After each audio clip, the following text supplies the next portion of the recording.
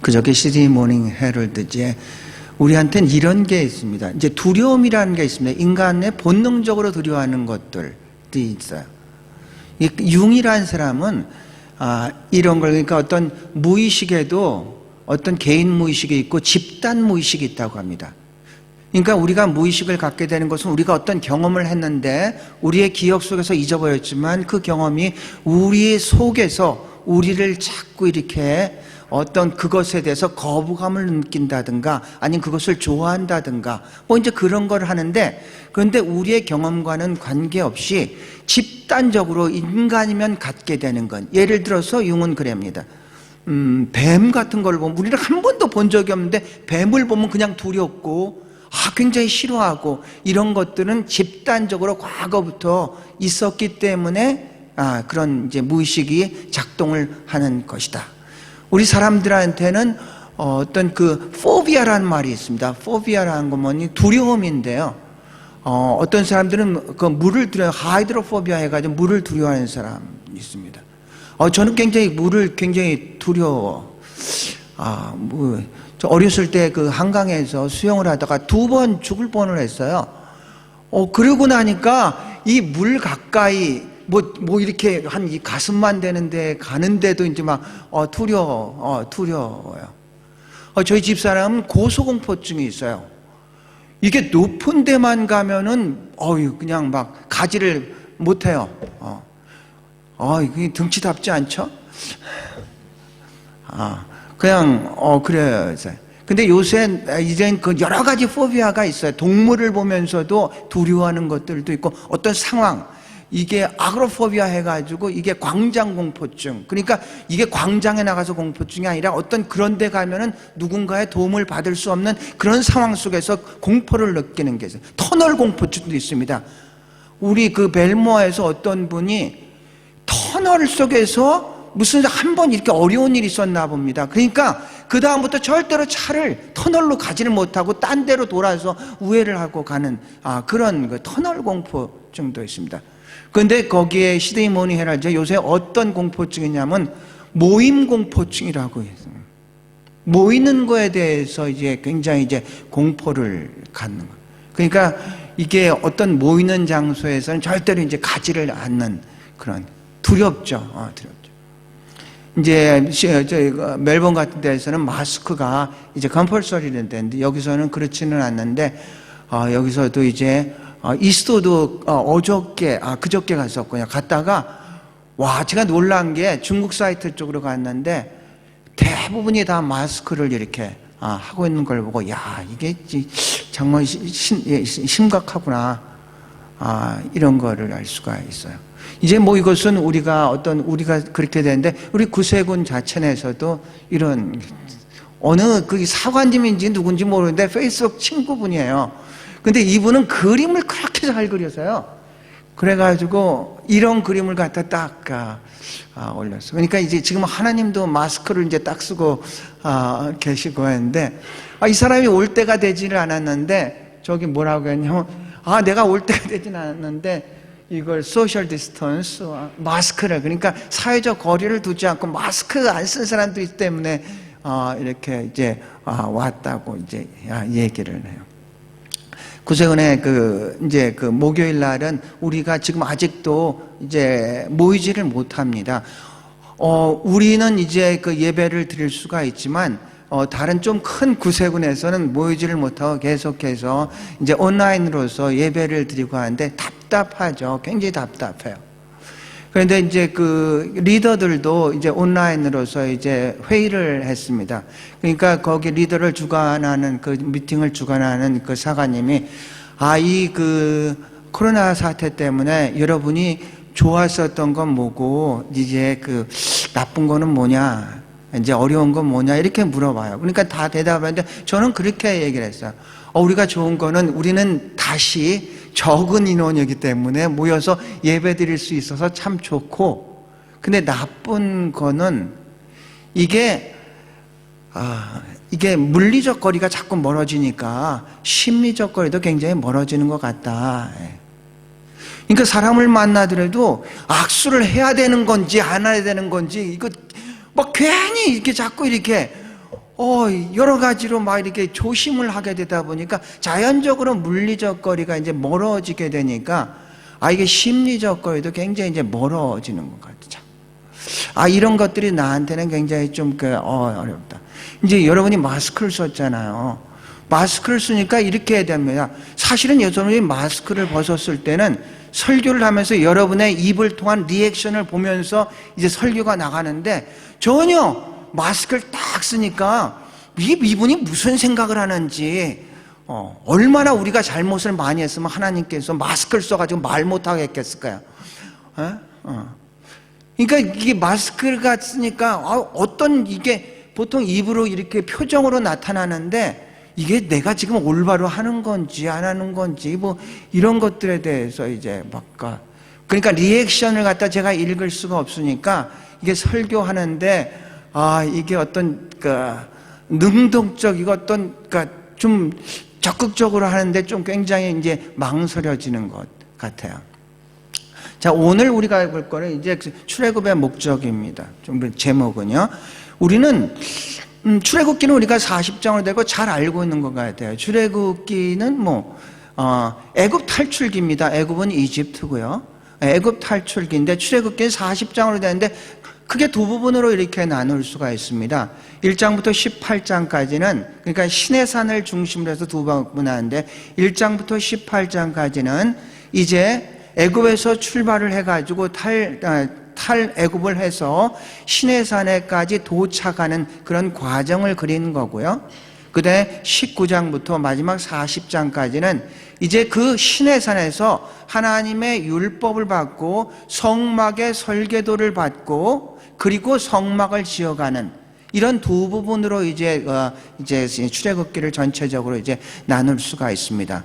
오늘 본문을 잡은 것은 이제 시내산에 도착을 해서 이제 하나님께서 그 도착한 백성들에게 주시는 그런 말씀으로부터 이제 시작하는 겁니다. 우리는 출애굽을 생각할 때 언제나 그냥 애굽 탈출기 이 정도로 이제 생각을 합니다.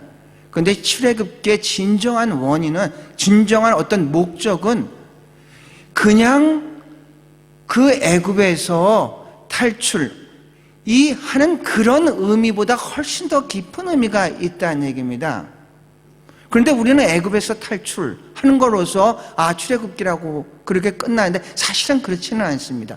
오늘 카톡에 보니까 우리 권정도 부교님이 지난 2주 전에 한국에 갔어요. 한국에 가가지고 드디어 2주 동안에 이제 자가 격리를 마치고 오늘 12시에 우리가 예배를 마치는 12시에 드디어 이제 자유함을 얻는다고 합니다. 그러니까 우리 주옥정 부교님이 자유함을 만끽하라고 이렇게. 근데 우리는 자유도 마찬가지입니다. 자유가 육신의 정욕을 따라간다면은, 세상을 따라간다면 이 자유는 방종으로 이어지게 됩니다. 출애굽이 똑같은 겁니다. 해방으로 이들을 해방을 시키는데 이 해방의 목적이 뭐냐? 바로 오늘 그 말씀에 대해서 여러분과 같이 피차간의 은혜를 나누고자 합니다. 오늘 이제 하나님께서 이스라엘 백성들이 이제 요셉을 알고 있었던 왕 바로가 집권을 하고 있었을 때는 이제 상관이 없었습니다. 그런데 요셉을 모르는 이 왕이 집권을 하고 70명이 왔습니다. 히브리 민족이 70명이 왔는데 430년이 지나면서 장정만, 그러니까 20세 이상의 장정입니다. 전투를 할 수 있는 장정만 60만입니다. 그렇다면 그런 사람이 한 가정에 한 사람만 있다면 240만 명이 됐다는 얘기입니다. 240만으로, 그러니까 70명이 와서 430년 전에 왔던 이 히브리 민족이 세월이 가면서 얼마나 이게 굉장히 왕성하게 번성을 했는지, 240만 정도로 이제 인구가 늘었습니다. 그러니까 이 애굽 민족도 그렇고 바로 왕도 그렇고 굉장히 걱정을 하죠. 왜냐하면은 만약에 적과 전투를 할 때 이들이 적의 편에 서면은 우리는 어떻게 될 것인가에 대해서 두려움을 갖게 돼요. 그래서 바로 왕이 명령을 하죠. 앞으로 히브리 민족에서 남자를 낳으면 다 죽여버리고, 그리고 이들에게 아주 혹독한 노역을 시키게 됩니다. 그러니까 이 히브리 민족들이 너무 힘드니까 사는 게 이제 하나님께, 야훼께 이제 기도를 하죠. 근데 하나님께서 그들의 기도를 듣고 또 애굽 민족들이 바로가 얼마나 이들에게 힘들게 하는 것을 보고, 그리고 모세를 부릅니다. 모세는 우리가 알고 있는 것처럼 이제 40년간 애굽의 왕자였다가 40년 동안 미디안 왕의 목동으로 살고 있었습니다. 그런 모세가 목동으로 살고 있었던 모세를 부르죠. 어디서 부르냐면 시내산 기슭에서 떨기나무가 불을 타고 있는데 떨기나무는 타지를 않고 있는, 불이 있는데 타지 않고 있는 곳에서 부릅니다. 그게 이제 3장 모세를 부르는 장면이죠. 3장 이제 부르죠. 그러니까 모세가 희한하죠. 나무는 그대로인데 불꽃이 막 타고 있으니까, 그래서 가까이 가니까 이것은 거룩한 곳이니 너의 신을 벗어라. 그러니까 네 생각을 버리고 네 아집을 버리고 네 모든 것들을 버리라는 얘기. 하나님 앞에 가는 자들은. 그러니까 모세가 이제 그곳에 들어가니까 하나님께서 모세가 명령을 합니다. 지금 내가 나의 백성들의 신음소리를 듣고 또 이 애굽 사람들이 이 나의 백성들을 얼마나 학대하는 것을 내가 보았다. 이제 네가 가서 저들을 해방시켜라. 이게 3장 10절입니다. 네가 가서 해방시켜라. 네가 가서 해라. 그러면 우리는 마찬가지입니다. 우리도 어떤 누군가에 가지고 명령을 딱 이걸 하라 그러면은 제일 먼저 생각해, 내가 누군데 그러겠습니까? 나는 그런 능력 없는데요. 모세가 이제 그렇게 됩니다. 네가 가서 해방시켜라. 그러면 모세가 제가 누군데 거기를 가서 백성들을 갖다가 해방을 시키겠습니까? 그러니까 12절에 하나님께서 내가 너와 함께 할 거야. 내가 너와 함께 할 거야. 우리는 이 신앙생활을 하면서 우리가 뭔가를 갖다가 우리한테 맡겨졌거나 해야 될 일이 있다면은 이것은 나의 문제가 아닙니다. 내가 누군데가 이게 중요한 게 아니라 하나님이 나와 함께 있느냐 없느냐가 중요한 줄로 믿습니다. 내가 너와 함께 할 거야. 이 백성이 해방이 돼서 나를 섬기게 될 거야. 그것이 내가 너한테 주는 증거일 거야. 증거다. 이렇게. 그러니까 모세가 물러서지 않죠. 자기 가지고 내가 누군데 합니까 했더니 내가 너랑 함께 할 거야. 걱정하지 마. 그러니까 모세가 또 질문을 하죠. 제가 만약에 그들에게 가가지고 그들이 너의 하나님의 이름이 뭡니까? 물어보면은 제가 뭐라고 합니까? 그러니까 이름이라는 건 바로 그 사람의 정체성, 그 사람 자신을 얘기를 하고 있습니다. 뭐라고 해야 됩니까? 그때 하나님께서 나는 스스로 있는 자야. 스스로 있는 자가 너를 보냈다고 얘기를 해. 그래서 이 말씀을 그대로 이 모세가 바로 앞에 가서 얘기를 합니다. 나의 주 하나님 여호와가 나의 백성을 해방시키라 그랬다. 해방시켜달라 얘기해. 그러니까 바로가 얘기하죠. 여호와가 누군데 내가 해방시키냐? 난 여호와를 알지도 못하고 이 백성들도 해방시킬 수가 없겠다. 이렇게 얘기를 해요. 그리고 오히려 이스라엘 백성들을 더 어려운 구역에, 더 노동에 빠뜨리게 되죠. 그래서 보여준 게 뭐냐면은 10개 재앙이 내려오죠. 10개 재앙이 내렸는데 재앙이 점점 강도가 강해집니다. 그런데 재앙을 내릴 때 하나님께서 이랍니다. 내가 이 재앙을 통해서 내가 누구인지를 보여주겠다는 얘기입니다.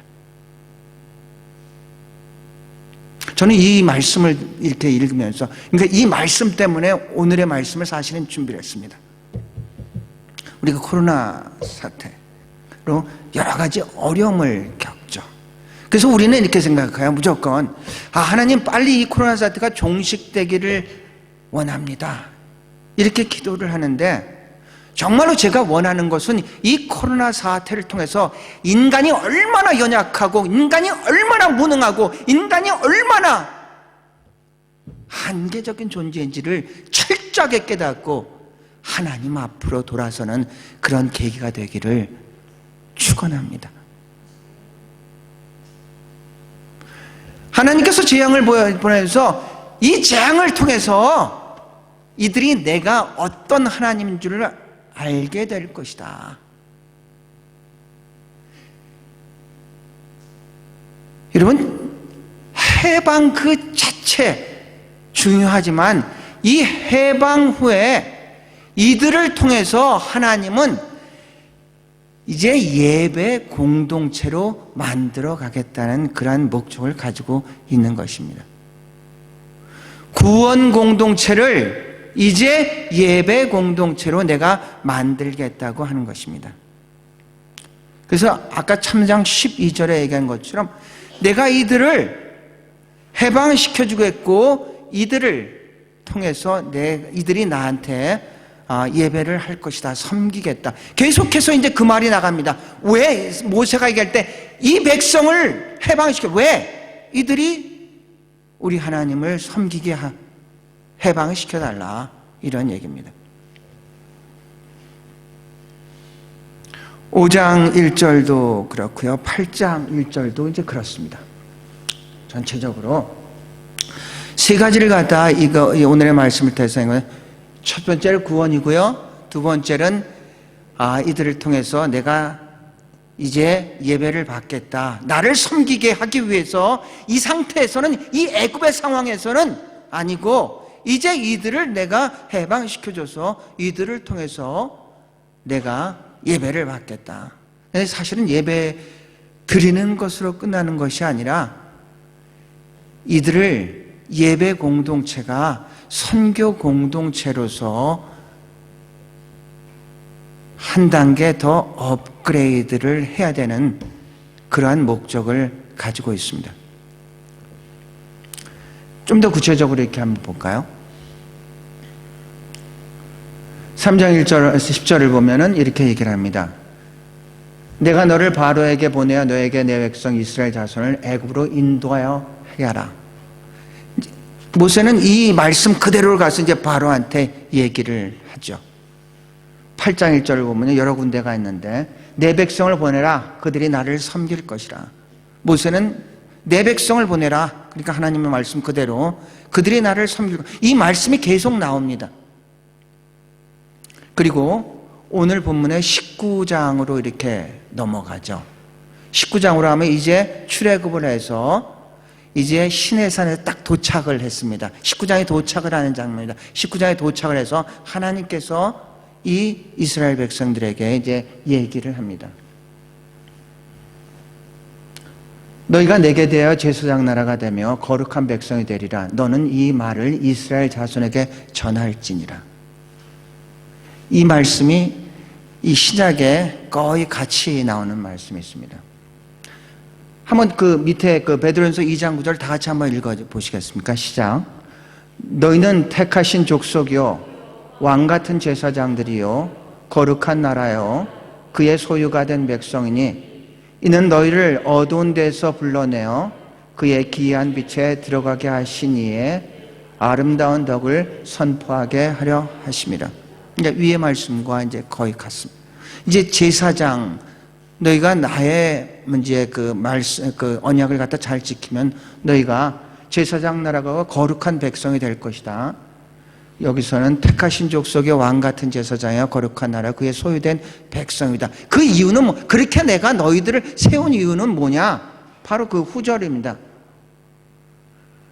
너희를 어두운 데서 불러내어 그의 기이한 빛에 들어가게 하신 이의 아름다운 덕을 선포하게 하기 위해서 그렇게 제사장 나라로 세웠다는 얘기입니다. 제사장이라는 의미는 이런 의미입니다. 죄인된 인간을 거룩한 하나님께 인도하는 다리를 만드는 자, 이런 의미입니다. 우리가 교황을 팝이라고도 하지만 또 폰티프라고도 얘기를 합니다. 폰티프라는 뜻은 뭐냐면 브리지 빌더입니다. 다리 만드는 자. 바로 이제 어떤 제사장의 의미를 가지고 있습니다. 우리 한 사람 한 사람은 이제 믿지 않는 사람을 믿는 사람으로 인도하는 그런 제사장의 역할을 감당하는 그런 사람이죠.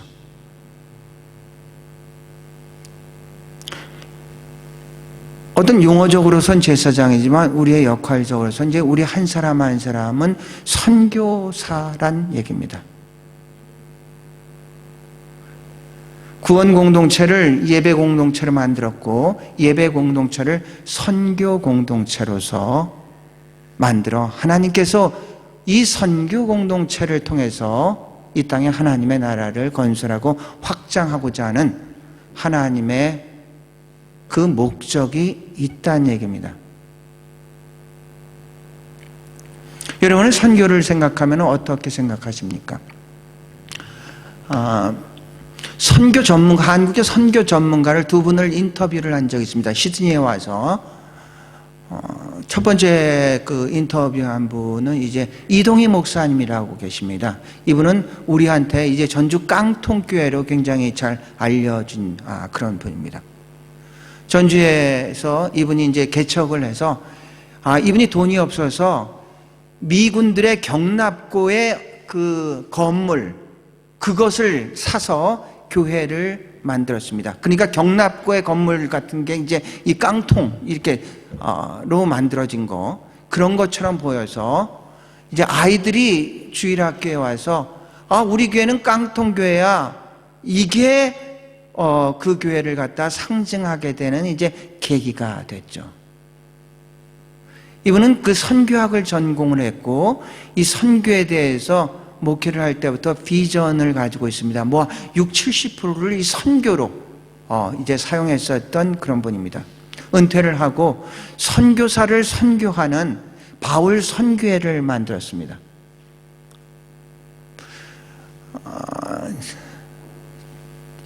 재작년인가요? 영국에 갔을 때 하노버 교회가 있습니다. 하노버 교회는 우리나라에서 굉장히 중요한 역사적으로 교회사적으로 중요한 교회입니다. 하노버 교회는 어떤 교회냐면 최초의 한국 순교자였었던 토마스 선교사를 파송했었던 그런 교회입니다. 그 교회에 정말로 감사하게도 한국 목회자가 담임을 하고 있습니다. 교인은 얼마 안 됩니다. 한 10명 이 정도 되는데 우리의 복음의 빛을 이제 한국 선교사가 가서 그분들을 이제 잘 어떤 목회를 하고 있는 그런 곳입니다. 그 한국 선교사를 파송한 그 선교단체가 이 바울 선교단체입니다. 이분이 시드니에 왔습니다. 한 2-3번 왔었던 것 같아요. 근데 한번 인터뷰를 하면서 이제 제가 평상시에 궁금했었던 질문을 했습니다. 목사님은 선교를 뭐라고 생각하십니까? 이렇게 여쭤봤어요. 그랬더니 이분이 선교란 예수를 믿는 사람이 예수를 믿지 않는 사람에게 예수를 전하는 겁니다. 우리가 생각하는 선교는 막 이렇게 어디를 가야 되고 막 그럴 거 같은데 이분은 선교의 전문가답게 예수를 믿는 사람이 예수를 믿지 않는 사람에게 예수를 전하는 겁니다. 그래서 정말로 그렇군요. 그래서 제가 감동을 받았고 그 후에 또 한 사람을 만났는데 이분은 유해근 목사님입니다. 이분은 아주 저보다도 연배가 조금 어리셨던 것 같아요. 굉장히 어떤 창조적으로 목회를 하시는 그런 분입니다. 이분이 맨 처음에 목회를 시작한 것은 이제 구루공단 이제 이주민들을 대상으로 해서 그분들의 인권을 도와주고 그분들을 위해서 이제 목회를 하다가 인권의 사각지대에서 그분들을 대신해서 목회를 하다 보니까 얼마나 어려운 일이 많았겠습니까? 너무 무리를 하다 보니까 실명이 됐습니다. 그래서 이분은 만나서 했더니 자기가 세계에서 제일 무서운 사람이라고 그러더라고요. 왜 그러냐니까 배는 게 없어서 그렇다고. 그리고 이분은 뭐 나섬 공동체를 이제 만들어서 섬기는, 나섬이라는 것은 나그네를 섬기는 그런 공동체입니다. 이분한테 여쭤봤어요. 목사님은 그 선교에 대한 정의가 뭐라고 생각하십니까? 이분은 이렇게 얘기하더라고요. 선교란 나그네를 순례자로 만드는 것입니다. 좀 철학적이죠? 선교란 나그네를 순례자로 만드는 것입니다. 인생은 두 가지로 표현할 수 있습니다. 광야에서 길을 가는 그런 어떤 우리의 인생을 할 때 광야에는 길이 없습니다. 길이 만들어지는 건 누군가가 가고 누군가가 따라가고 자꾸 가다 보면 그 길이 좁았다가 넓어지고 사람들은 그 뒤에 오는 사람들은 이게 길이나 보다 하고 아무 생각 없이 따라가는 그런 길이 있습니다. 그 길이 넓을 때는 이게 좋은 길인가 하고 따라갔다가 이거 잘못 간 길들이 많이 있죠. 인생길을 나그네 길로 사는 사람들이 있습니다. 나그네로 사는 사람이 있습니다. 인생을 순례자로 사는 사람도 있습니다. 나그네는 길을 가지만 목적지가 없이 어디로 가야 될지를 모르고 사람들이 갔으니까 쫓아가는, 있으니까 가는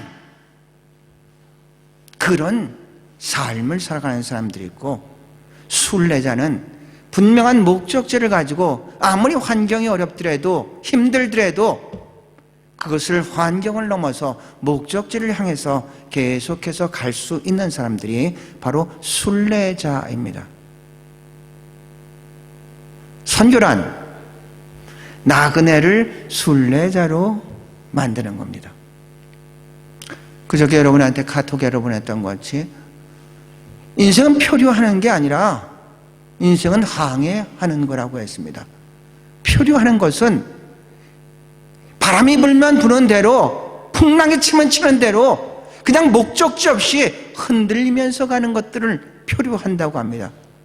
하지만 항해는 내가 어디로 가야 될지 분명한 목적지를 가지고 똑같이 풍랑을 만날 수 있습니다. 바람을 만날 수 있지만 그럼에도 불구하고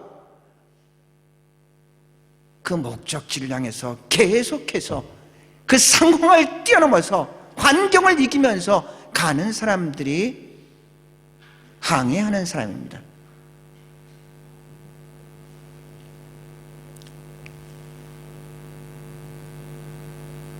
선교란 나그네를 순례자로 만드는 것. 선교란 표류하는 인생을 항해하는 인생으로 인도하는 겁니다. 왜 구원받았습니까?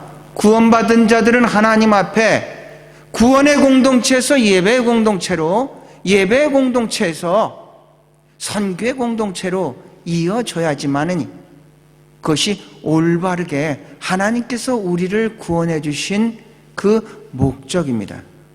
구세군에는 SS가 두 개 있죠. 여러 가지로 해석할 수 있습니다.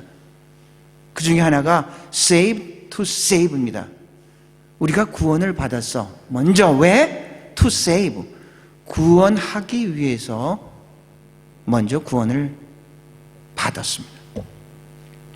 우린 선교사라고 생각하면은 어디 그 목회자든지 신학을 한 사람인지 배운 사람인지 이런 생각들을 하는데 사실은 절대로 그런 것은 아닙니다. 우리 한 사람 한 사람은 모두 선교사이고 우리 교회는 선교 공동체입니다.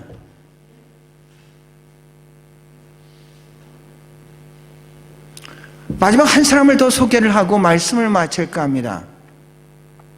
이 사람을 제가 소개하는 이유는 제가 보기에는 이분이 굉장히 좋은 분이고 이분이 정말로 훌륭한 분입니다.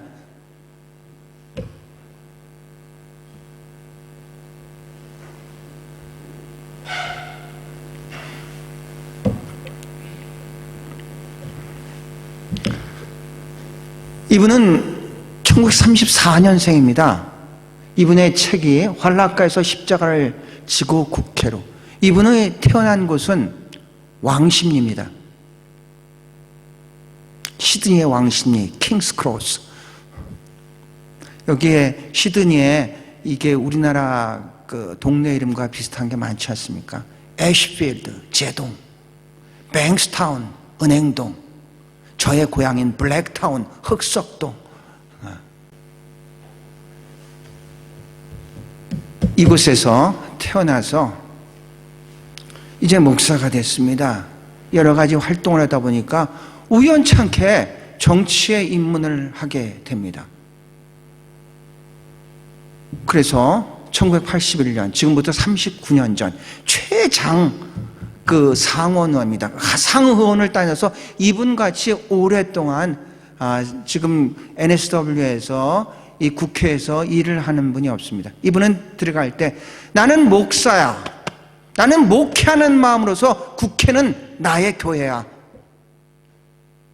그러면서 이제 국회에 들어갔습니다. 근데 국회를 들어갔는데 당시만 해도 이 호주도 좀 보수적이죠. 그러다 보니까 목사가 정치를 한다는 게 그게 그 비난이 많았습니다. 그래서 기도를 했답니다. 하나님, 제가 이제 국회의원으로서 상원의원으로서 이제 국회는 나의 목회지라는 분명한 소신을 갖고 갔음에도 불구하고 많은 사람들이 비난을 하는 사람들이 많이 있는데 하나님, 제가 국회를 출근할 때 마치 기도원 같이 세 가지의 정말로 하나님께서 이곳이 나의 목회지고 이곳이 나의 교회라는 것을 그런 증거를 보여주시기 바랍니다. 그렇게 기도를 했답니다.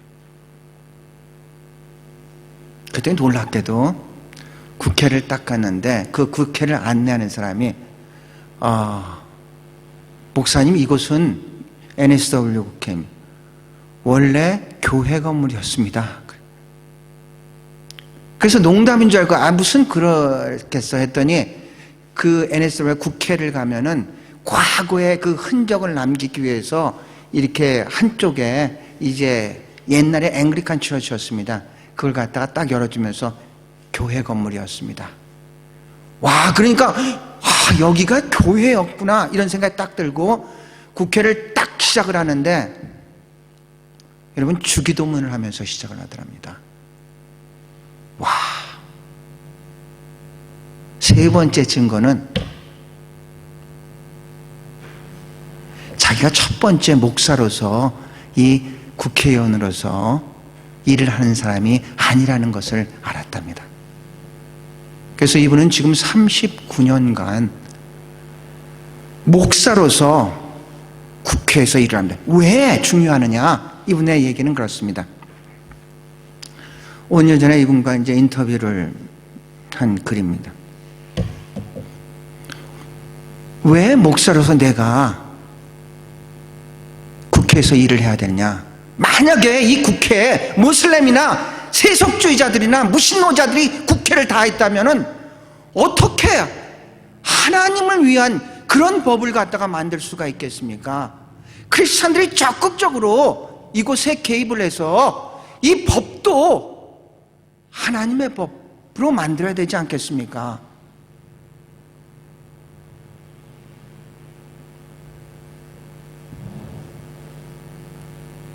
내일 모레 이분과 인터뷰를 하러 갑니다.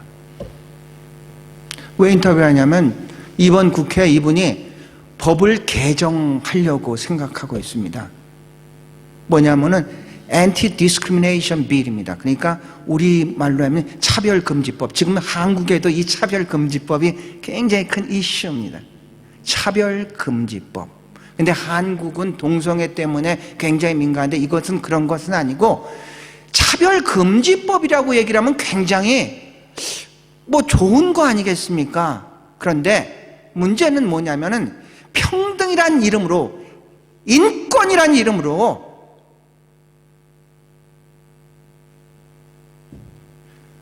종교의 제약을 가지고 온다는 얘기입니다.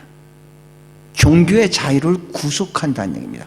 평등이란 이름으로, 인권이란 이름으로 종교의 자유를 제한하기 때문에 그렇습니다. 그래서 그것에 대해서 이제 좀 더 구체적으로 어떻게 이분이 추진을 할 건가에 대해서 이분은 이분이 기동민주 옛날엔 두 분이었는데 이제 한 분뿐이 없습니다. 자관 총 쓰면서 그런데 그러니까 숫자가 굉장히 한 사람이기 때문에 지금 어떤 이걸 갖다가 제출을 한다고 해서 그게 통과되고 그러는 것은 아니지만 자기가 목사로서 이 국회의 잘못된 법에 대해서는 분명히 저항을 해야 된다는 것, 그리고 여론을 모아서 그쪽으로 가야 된다는 것에 대해서 이분은 그렇게 활동을 하고 있는 것입니다. 제가 이분을 왜 소개를 했냐면 이분은 국회의원으로서 그 국회가 나의 목회지고 교회라는 분명한 소신을 가지고 거기서 선교사의 역할을 감당하는 것처럼 우리들도 우리가 있는 곳에서 우리가 선교사로서, 선교라는 것은 어려운 건 아닙니다. 예수를 먼저 믿은 사람이 예수를 믿지 않은 사람에게 예수를 전하는 것이고, 선교란 세상 자기 생각대로 자기 뜻대로 그냥 나그네 같은 사람들에게 순례자로 만들어가는 것이고, 표류하는 인생에 항해하는 인생으로 만들어가는 것입니다. 우리가 어디서 그러면 교회에서 합니까? 아니죠. 교회는 모이기 위해서 모이는 것이 아니라 교회에서 다시 한번 하나님의 전신갑주를 입고 흩어지기 위해서 모인 겁니다. 여러분의 삶의 현장이 선교사로 살아갈 수 있기를 축원합니다. 여러분이 먼저 구원받은 것은 잘나서 똑똑해서 의로워서 구원받은 것이 아니라 하나님이 우리를 통해서 예배를 받고 우리를 통해서 하나님의 나라를 확장하기 위해서 우리를 먼저 구원해 주신 줄로 믿습니다. 사랑하는 성도 여러분, 말씀을 마치겠습니다. 출애굽의 목적은 그냥 단순히 이들을 구원 공동체로 만드는 것이 아니라 구원 공동체를 예배 공동체를 선교 공동체로 만나서 그래서 이 땅에 하나님의 나라를 계속해서 건설하기를 원하시는 하나님의 목적이 있다는 얘기입니다. 바라고 원하는 것은 우리 모두 한 사람 한 사람이 나는 선교사라는 것을 분명히 깨닫고 우리 교회가 선교 공동체라는 것을 깨닫고 마지막 하나님의 예수 그리스도의 마지막 승천하기 전 명령이 뭡니까? 하늘과 땅의 권세를 너에게 줬으니 너희는 가서 모든 족속으로 제자를 삼아 아버지와 아들과 성령의 이름으로 세례를 주고 내가 너에게 분부한 그 모든 것들을 가르쳐 지키게 할지어다. 볼지어다 내가 세상 끝날까지 너희와 함께 하시겠다고 했습니다. 우리가 하는 게 아니라 끝날까지. 모세가 나는 안 됩니다. 내가 너랑 함께 했다는 것처럼. 사도행전 1장 8절에 뭡니까? 성령이 너희에게 임하느니라. 너희가 권능을 받고 예루살렘과 온 유대와 사마리아 땅끝까지 나의 증인이 된다 했잖아요.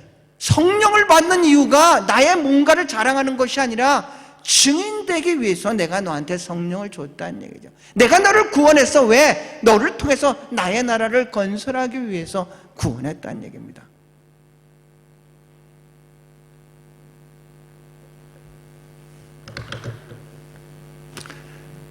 우리가 그렇게 이 땅을 바라보면서 이 땅을 품고 이 열방을 품고 오늘 살아갈 수 있는 여러분과 제가 될 수 있기를 축원합니다. 기도하시겠습니다. 하나님 감사합니다. 다시 한번 우리가 말씀 앞에서 우리가 어떻게 살아가야 될지를 깨닫게 해주시니 감사드립니다. 세상에 살아드는 환경에 따라 사람의 흔들리면서 살아가지만 우리는 이 말씀에 기초를 해서 성령의 인도함을 받고 성령에 순종하며 살아가는 우리 모두가 되게 하여 주시옵소서. 이 땅을 긍휼히 여길 수 있는 마음을 허락하여 주시옵소서. 이 땅의 부흥을 허락하여 주시옵소서. 이 땅이 하나님의 나라가 되게 하여 주시옵소서. 우리 주 예수 그리스도 이름 받들어 기도드리옵나이다.